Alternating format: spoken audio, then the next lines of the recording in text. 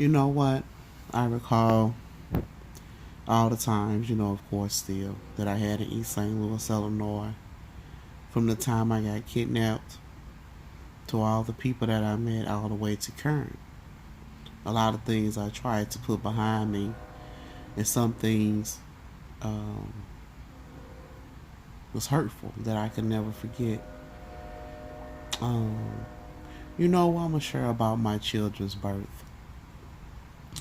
I had my first child, little Chris, and when I was pregnant, when I first got pregnant and everything, and this, that, another, Chris was around. I'm talking about Chris Brown. And then Nipsey Hussle kept coming around, but Nipsey knew I wasn't pregnant by him. He just kept playing games. Every time I got pregnant, he kept trying to claim my children, knowing I wasn't even pregnant by him. But neither near say I gave birth to my first child, Chris.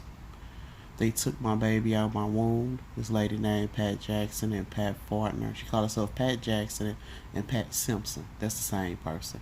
Pat Fortner is a different person than Benita and Anthea and this guy named Mark Russian. Now, even though I was a petite, small, muscular built girl, I didn't weigh over 160. I weighed about 165.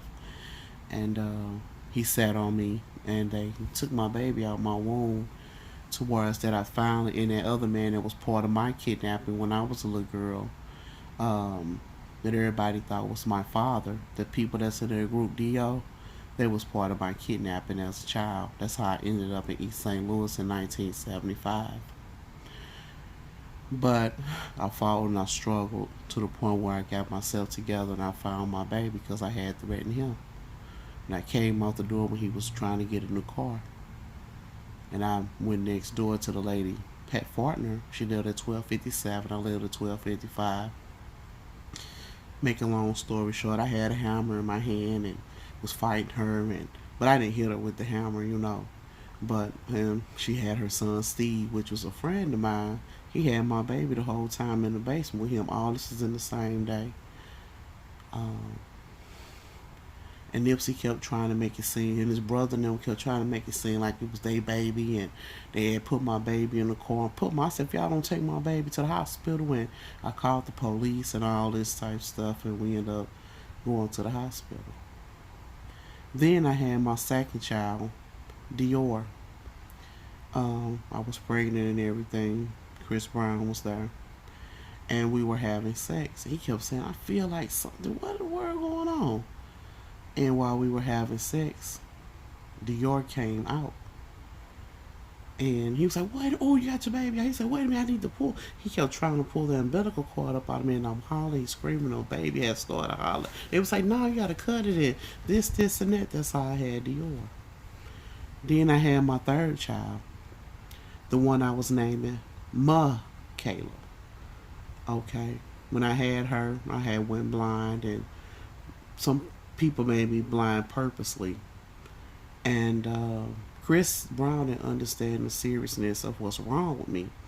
He knows now. He had been knowing, but I guess us growing up when we were young, and he had a lot of growing up to do. And even though here it is 2018, I guess he has yet to grow up still. But however, we had her, and he wasn't there. They told I had him. And the lady Joyce, he calls his mother. They call her Bunny. She was a Playboy bunny. That's why they called her Bunny around in the neighborhood. And yeah, she was featured on Hugh Hefner. I know Hugh. I knew Hugh Hefner and everybody too. Yeah, I even let him keep my car before. He paid me to keep because he got tired of riding around in the limousine and stuff. But okay. But the thing is this: she seen my baby, and I was getting my sight back, and my baby ended up getting kidnapped. So I kept looking for her, and then I got pregnant again, and then I went to the hospital. I was in a car accident. The next day I had surgery. I just had a skin, like a repair done. And make a long story short, I had my baby, and somebody kidnapped her. So that's what happened with that. It's being worked on still. That case, police and everybody's involved in it too. They know, in the actual trying to figure out what happened. It shouldn't have took this long. And this four incidences in the 80s. Then I gave birth to my other son by Chris Brown, and he got kidnapped the same week he's supposed to turn 6 months old. That was in 1992. I was called up there to St. Clair County Courthouse in Belleville, Illinois, and in 1995, and they told me my son was deceased. I don't know exactly the occurrence of when he died, or just they showed me some pictures and stuff, and it was a lot of other stuff that was going on even before we had went up to that situation, and about Dr. Burnaby and other people that was involved in his kidnapping and so forth. People who lived in a home where I lived at 1255 Kansas in East St. Louis, Illinois. Um, After that, I actually had got pregnant again, and I was pregnant with four. I had four embryos inside me, but I ended up having a miscarriage. Okay. Um, then I hadn't been pregnant again for a while. Then I got pregnant again. Well, before I got pregnant, yeah, let me see. Before I had got pregnant with the Daris, I got pregnant again.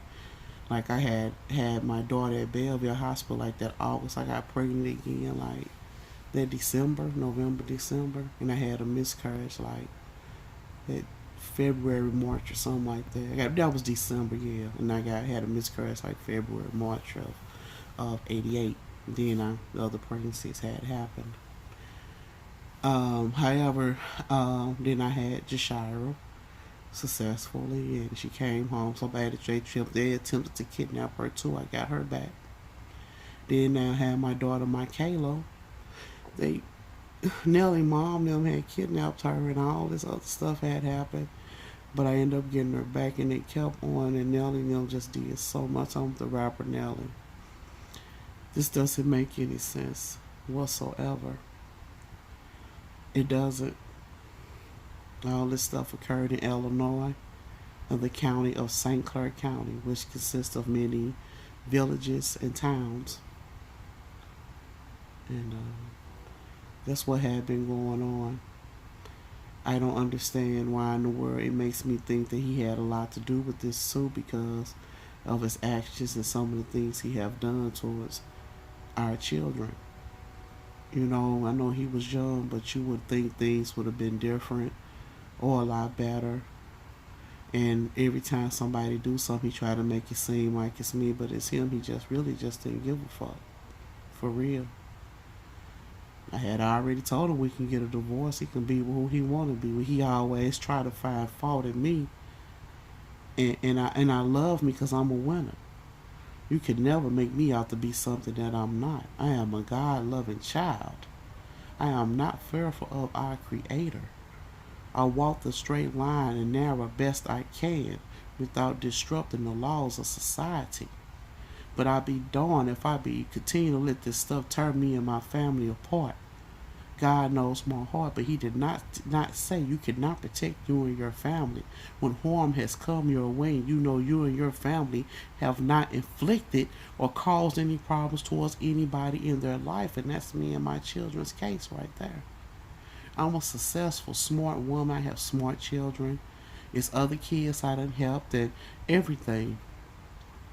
But I have